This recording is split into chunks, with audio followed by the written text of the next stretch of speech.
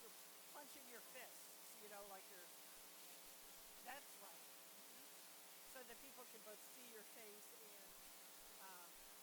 do the, so yeah, you may want to take your hat off or push it back on your head so they can really see your eyes. Oh, okay. And then I'm going to say, I'm going to ask the people, what do you think that you're feeling? And based on, your expression and the sounds you're making and the movement you're making, I'm going to compare that to a chair, because when people with neurotypical brains look at people, we use the part of the brain that takes in all sorts of things, movement and sound and things.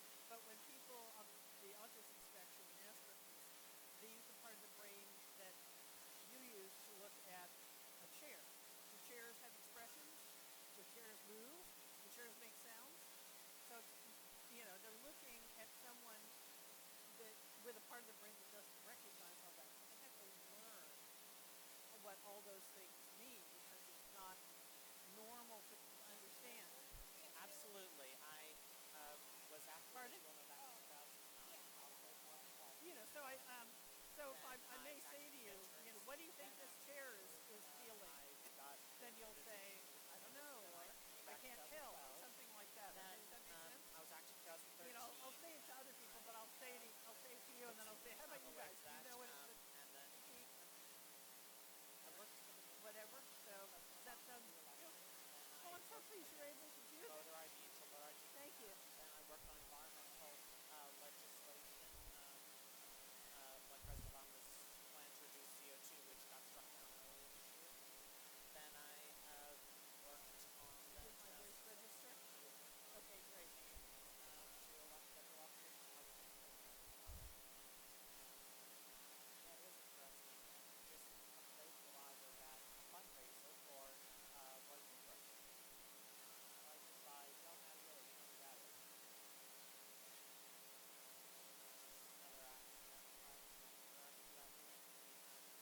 actor.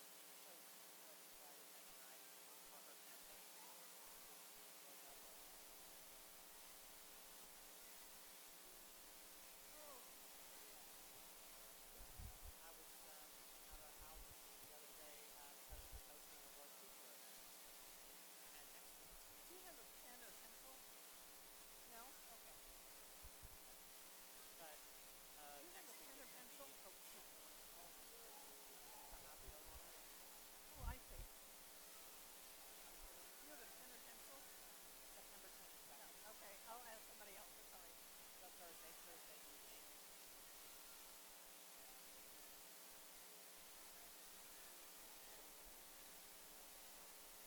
Okay, if you're interested in keeping them at home with the family, then I'm okay with that. Oh yes, it's really great to have an African American. Did you see it? Oh, and really qualified. We should mention that too.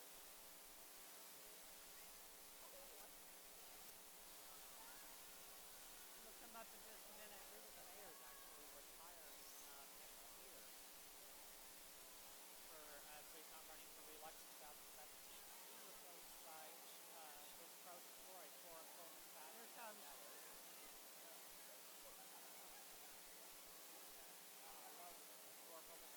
I don't know if you can see it. She's really good too.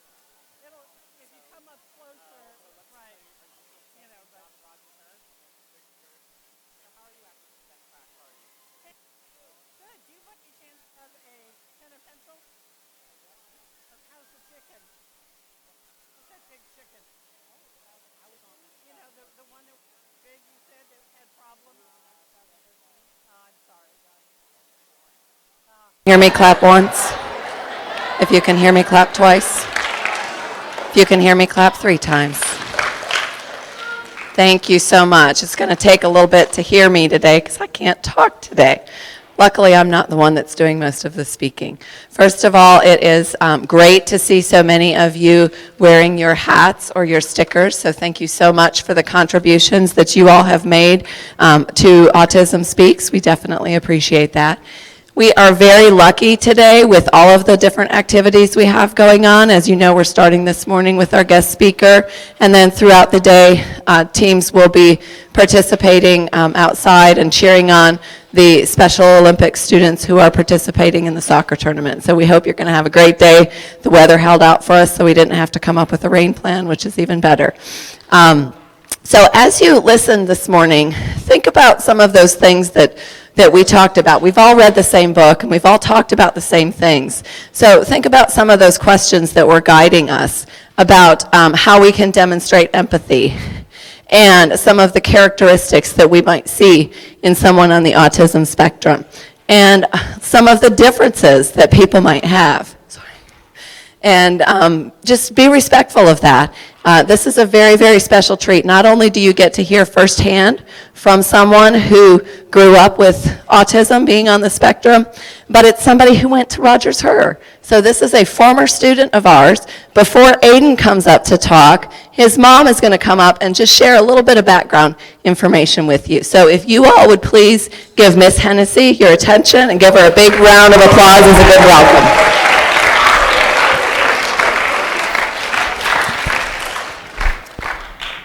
Hi, I just want to start out by mentioning a couple of words that you'll hear in the course of the talk that Aiden gives, one of which is autism spectrum or spectrum, and that's a word that we use because there's not one specific type of autism. There's a whole spectrum or a whole long line of different types. So sometimes you'll hear him say someone on the spectrum, and then when he says that, he means someone with autism or someone with Asperger's. There's also a word that we use, and that word is neurotypical. Neuro meaning brain, and typical meaning typical. And we don't like to use the word normal brain versus, because then what does that make a person with autism? So we say they have a neurologically typical brain, or we sometimes shorten that and call people who don't have autism neurotypes, just so you know what that means. Well, as I look around the auditorium, I see that there are probably between 150 and 200 people in here. I'm going to ask you a math question now, and that is, if you had 10 times this many people in the auditorium, how many would there be? Yes? 2,000. That's right. And if they had 100 times this many people, yes? 20,000, yes. And at the time when Aiden was born, 21 years ago, only one person out of 20,000, 15,000, 20,000, something like that, was born with autism or Asperger's. It was very rare. But the numbers have changed a lot. Does anyone know what the statistics are now? How many, out of how many people, every 100 people born, how many are autistic? Yes. One out of what? That was a few years ago. Yes? That's more recent. And it includes girls. Does anyone know how common it is for boys? Yes. Anyone? Did I say hand up? It's about 1 in 30 boys. So if all of you were born today, then probably there would be 4, 5 of you would be, the boys would have been born with autism, and probably 3 girls. That's a lot more, right, in just this one room. And by the time in 10 or 15 years that you decide to settle down and get married and you have children, do you know what the statistics are likely to be? 1 in 20 boys. That means maybe 8 or 9, 10 of you will have children with autism. And that's of the men, and of the women, and there will be maybe 4, 5. It's hard to say. but the numbers just keep getting, higher and higher. So that's another reason for people to start understanding about autism, is because you never know what's in your future, the friends that you'll meet, and possibly the family that you'll have. So I have I'm asking for a volunteer, and Grady has graciously accepted the invitation to come and demonstrate something for us. Okay. Number one, the happy. Yay!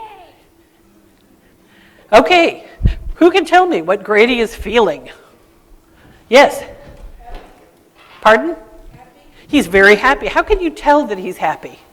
Yes? He's like rejoicing and celebrating. Yeah, how can you tell that he's rejoicing and celebrating? Like very excited and jumping up and down. Right, okay, so you see the motion, you see the up and down. What else? Anyone? Yes? Right, he's smiling, you can see his face, he looks excited, and you can listen to the sound he's making, which is yay! So that's how you can tell, that because you're taking all that information in. Now here's another demonstration. One more time. Okay, now what is he feeling? Yes. Yeah? He's angry. Yes. How can you tell that he's angry? Yes. He's what? Growling. Yes. You can hear the sound he's making. Yes. Right. His face is kind of scrunched up. What else? Yes. Yes, he has the clenched fists and he's kind of moving like he maybe wants to hit someone or something. Now those are two wildly different things, but you notice all the different information that you use to make a decision about what he's feeling like. Now when people like you, neurologically typical people, look at Grady or anyone else as a person, you are looking at a part of the brain that allows you to take in movement and facial expression and sound. But when the people on the autism spectrum look at a person, they use a part of the brain that you use to look at furniture, like this chair. Who can tell me what this chair is thinking? Yes? Yeah, probably nothing because it's inert, but it's true, it's not alive. But if this chair were alive, can you tell what it would be thinking? Yes?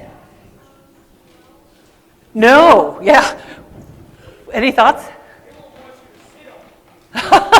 It might, but you can't tell. Maybe this chair says, "Don't you dare sit on me. I had too many people sitting on me recently." Yes? I'm sorry? Oh, they already said it. Yes? I'm sorry. Someone didn't have...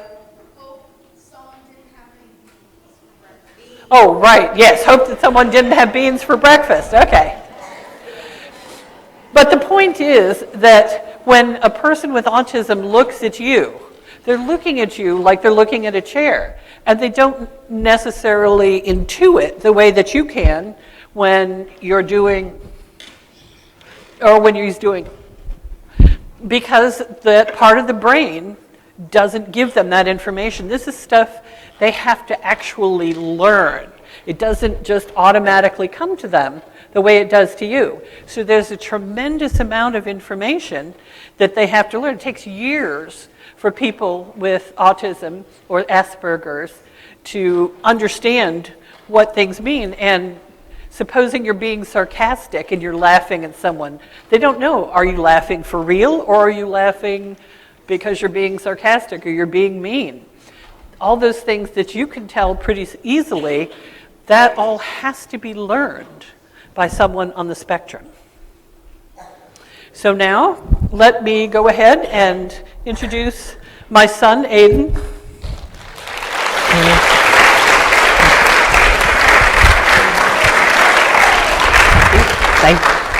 Thank you.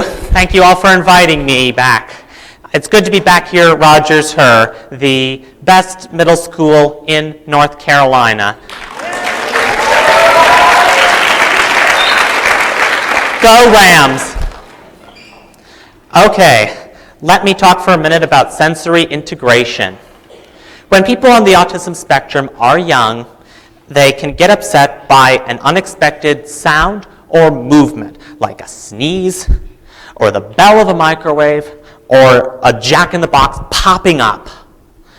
When autistics get older, other things can cause sensory problems, like loud music, or people shouting, or all talking at the same time, or people blowing whistles in a gym.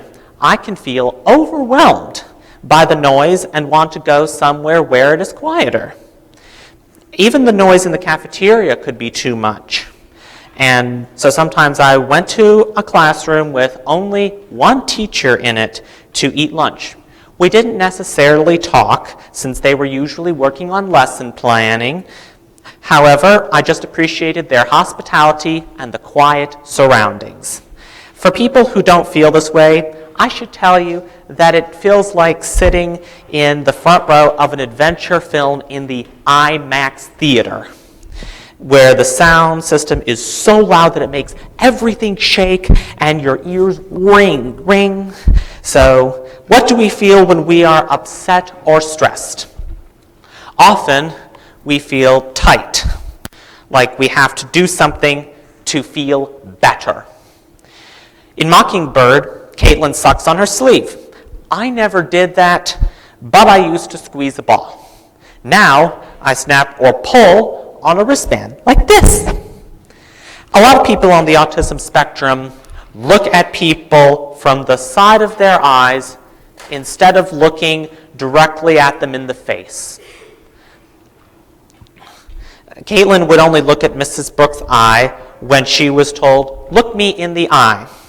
So she would look at her in one eye and not her other eye or her mouth.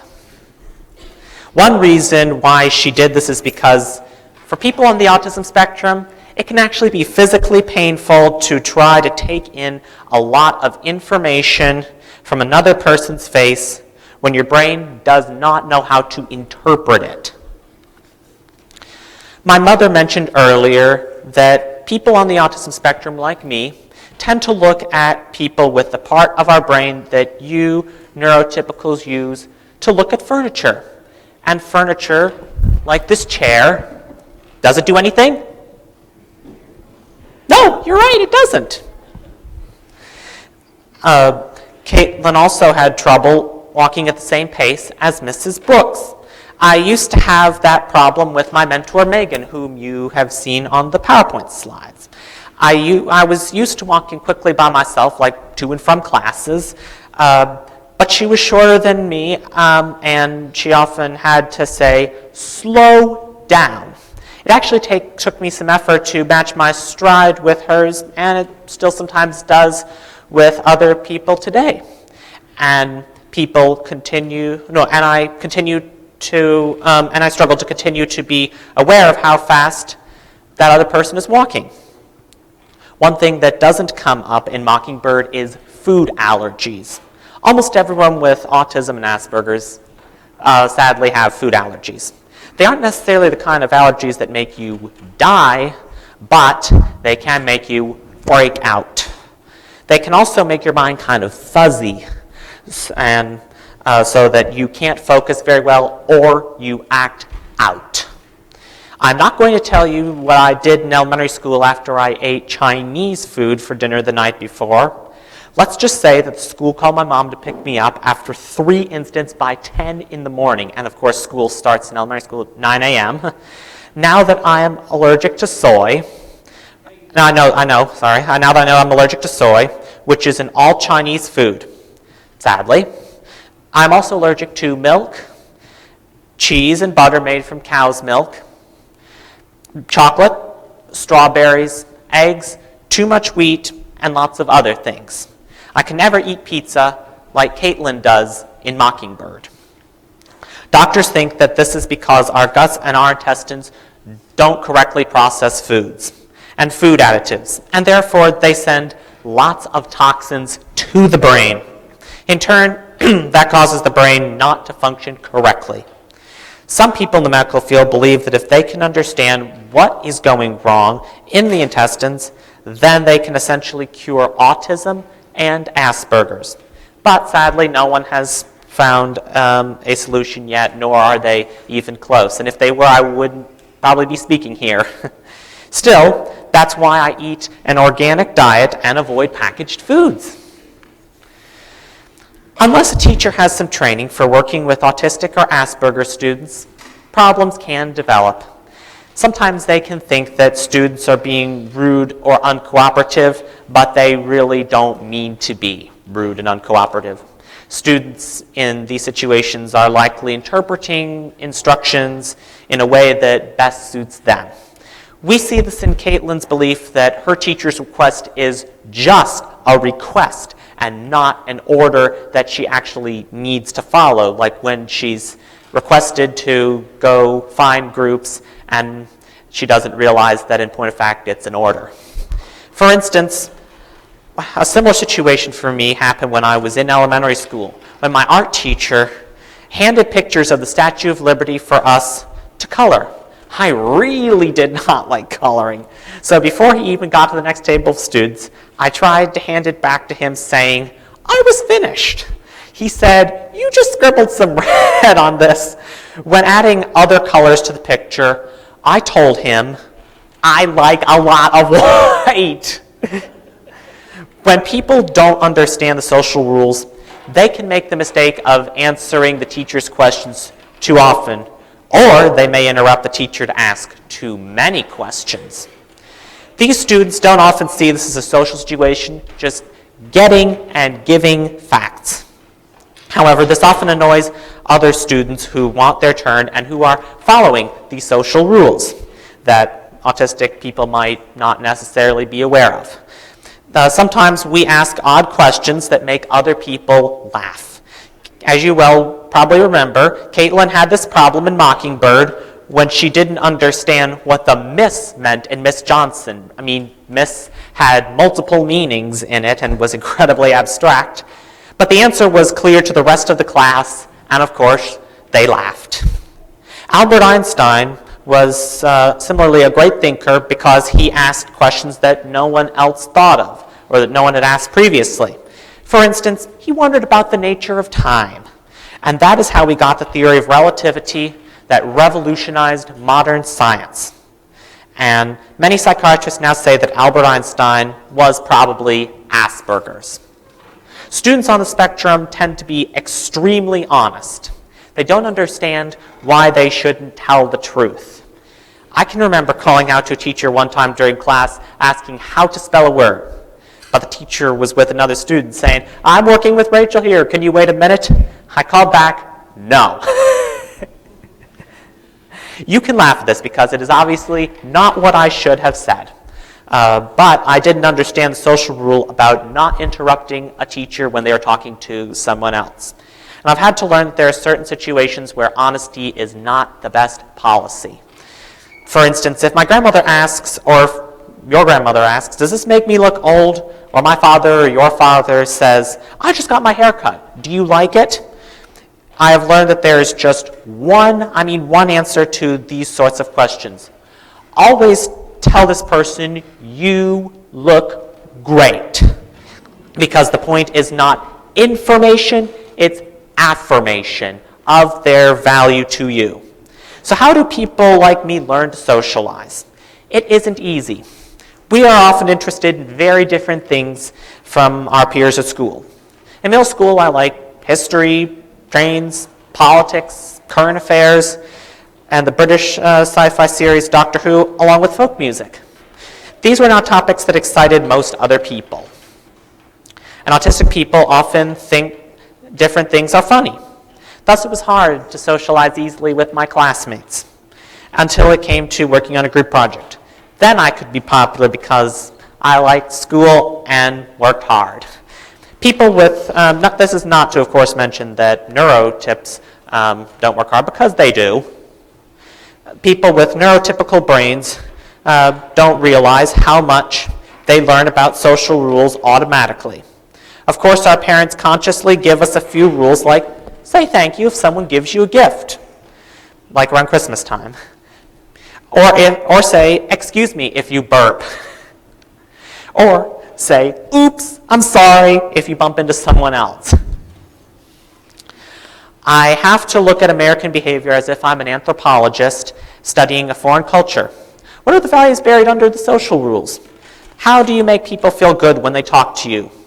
How much does body movement and body language tell me about what someone is thinking? Well, of course, they say that 70% of all communication is nonverbal. I'm still studying people in different situations to this day. This summer, I worked in a campaign office as an intern. There were times when I would say something incorrectly and feel bad about it. But other times I did okay. Still, there was a lot of new social information to learn. I will always have a lot to learn. That's just the way life is for me. Like Caitlin, people with Asperger's and autism often care very much about other people. We don't always show it in a way that makes our good intentions obvious. Caitlin tried to be helpful to Rachel when her face was bruised after she fell off her bike, Rachel that is. Unfortunately, her idea of putting Rachel's desk in the back corner, as you all probably remember, just made Rachel feel worse and made Emma mad. Caitlin did what she herself would have wanted in that situation. She didn't understand that Rachel did not want the same thing, and in fact wanted the opposite, which was to be in the center of her friends. It is hard for us to put ourselves in others' shoes because we think so differently. The first time Caitlin confronts Josh about being mean to another student, he didn't feel any shame about his bad behavior. So he starts yelling at her. But the next time Caitlin confronts Josh, she thinks he's being mean to Michael on the monkey bars. But, as we all remember, this time she was wrong. He was actually helping Michael on the monkey bars.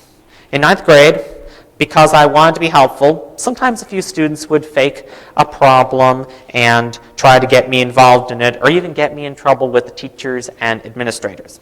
It took me a while to figure this out, but I did. When a person lives outside the normal social world, it can make them more aware of and caring about other people. This is the kind of empathy that autistic and Asperger students learn. I won several awards for team spirit and school spirit in middle school and high school because I always want to be encouraging and supportive to other students, like you. This yearbook award, the yearbook from Rogers-Herr when I was in 8th grade, awarded me most friendly.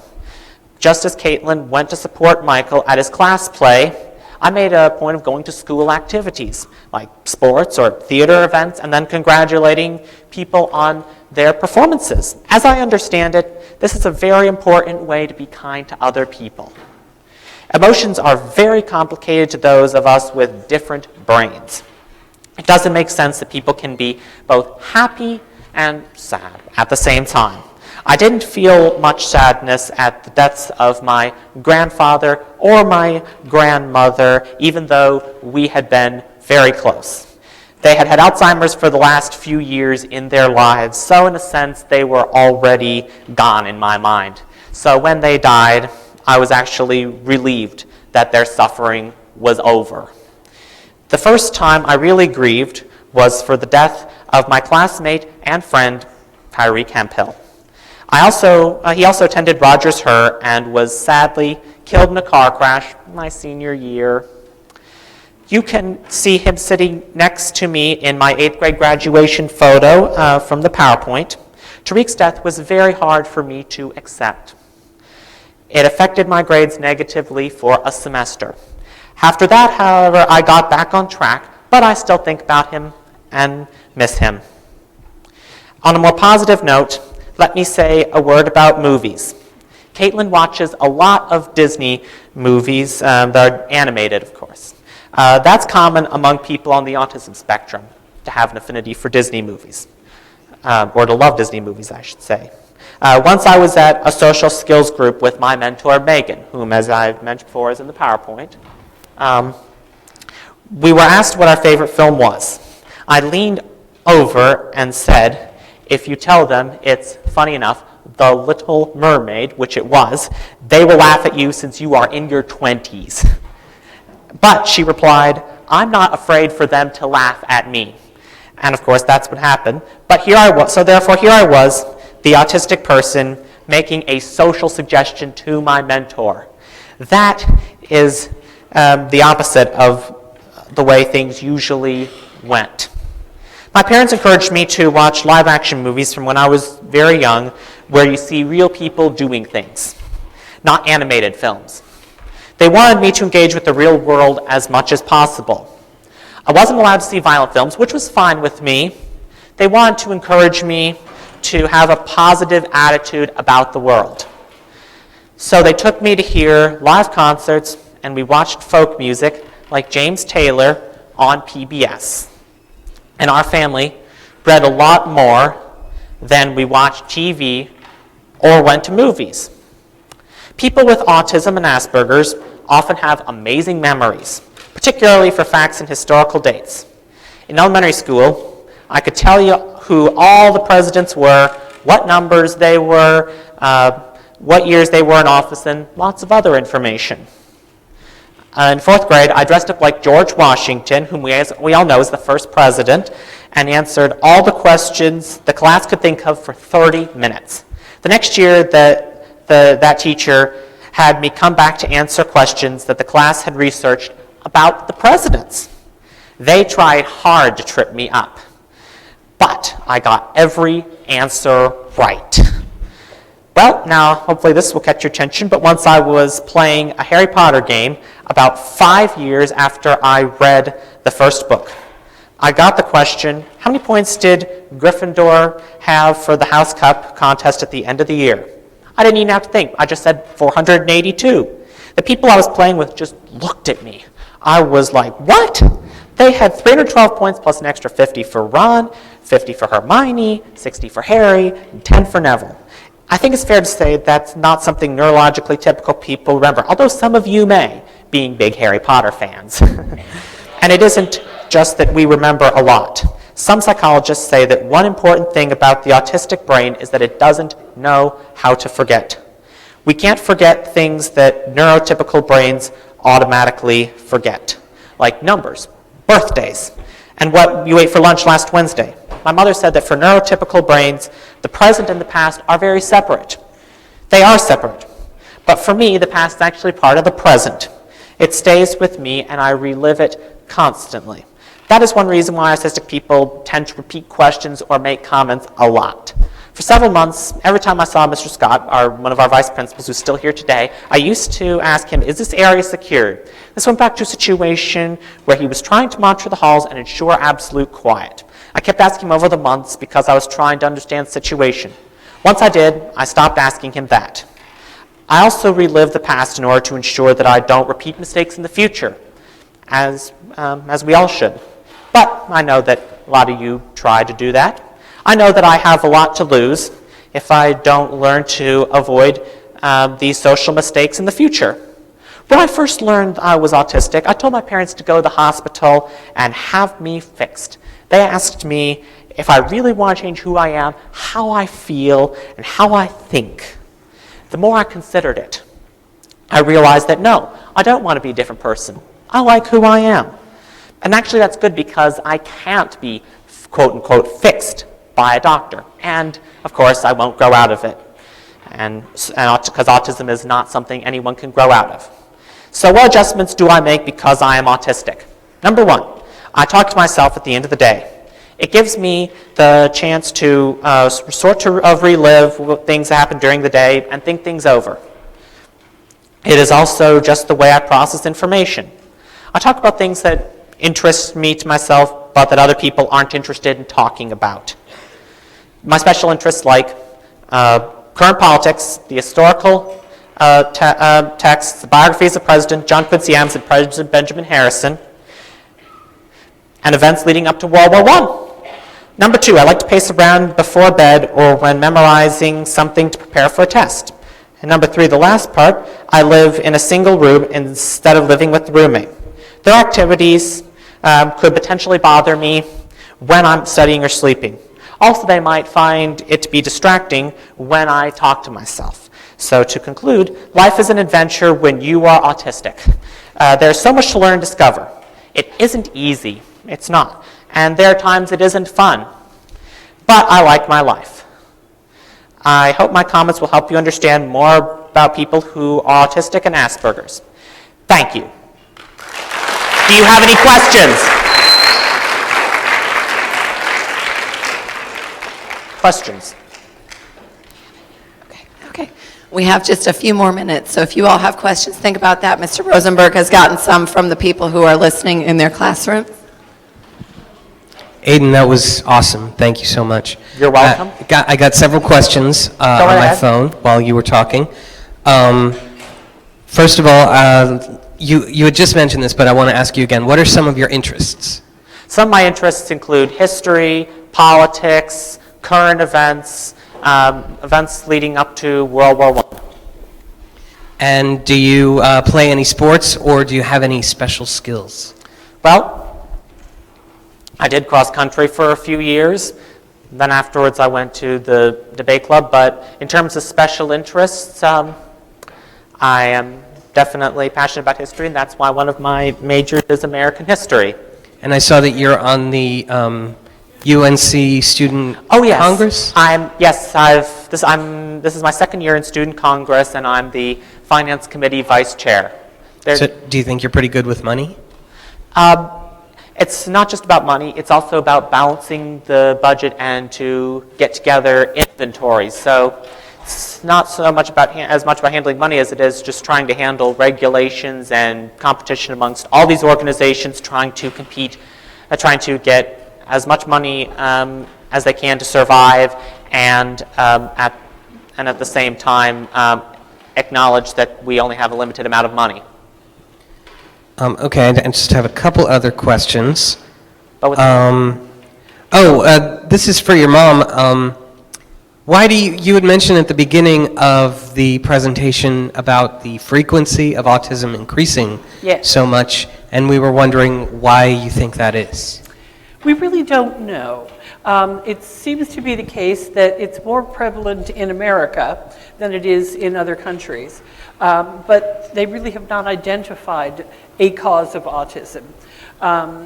There are thoughts about people who are affected by, say, pesticides that your grandparents had, and then it sort of messes with your genes, or it could be any number of things. We eat less real food than any other country in the world, and there can be aspects of that. It's just not clear. No, I don't think it's because, I mean, I can remember dragging Aiden's position, kicking and screaming through the process because it was less common, of course, in those days.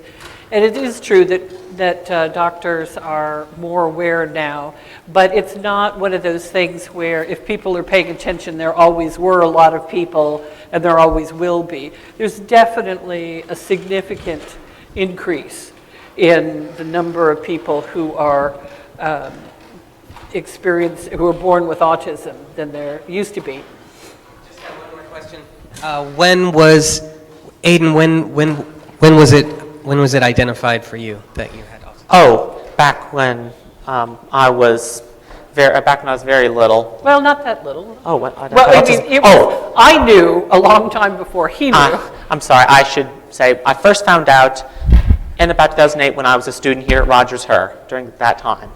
Yes, we knew it from the time that he was very, very young because he was not even like other babies. He didn't like being passed around. They don't like being touched all that much. I did want to say give you one quick story that happened here at Rogers-Herr in which Aiden was a little bit like the Caitlin in the book, in which Aiden would always bring his lunch to school because I would cook him a hot meal, and so he would warm it up in the microwave, and he would do that in the office. And one day, fairly early on, he was having a bad day, and he slammed the door to the microwave when he was finished.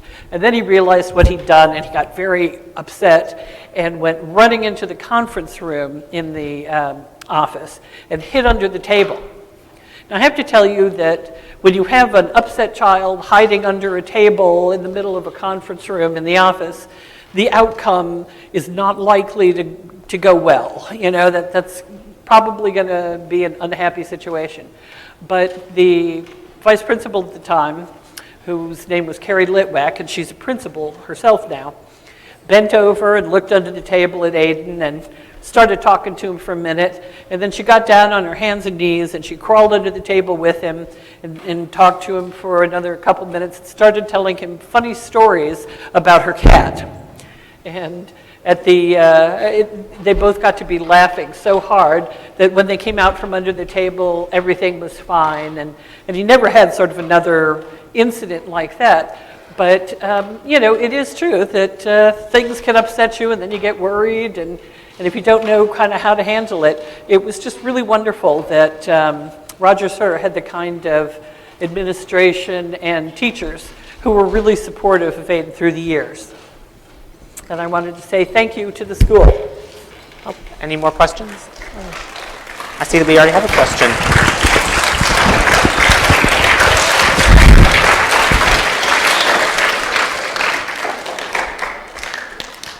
He's curious about what your favorite snack to eat is. Oh. With all of the allergies and things like that. What is your favorite thing to eat?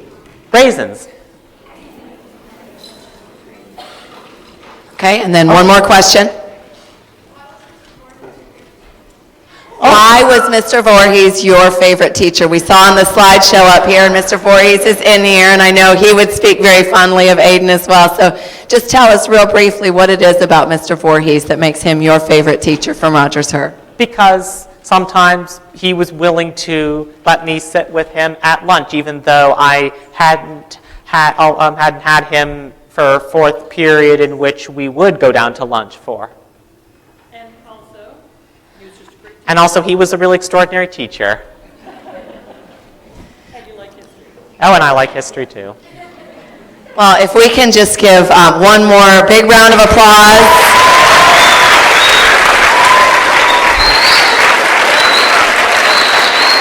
Thank you.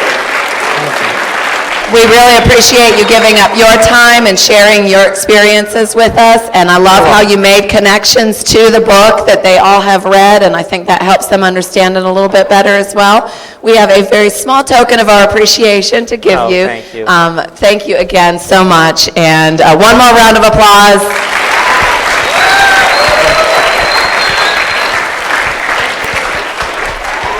Survey. Great speech. Thank you for being a wonderful... Thank you. I love it. I hope you were... Thank you for being a wonderful audience in here. I know up in the classrooms you all have been just as wonderful of an audience.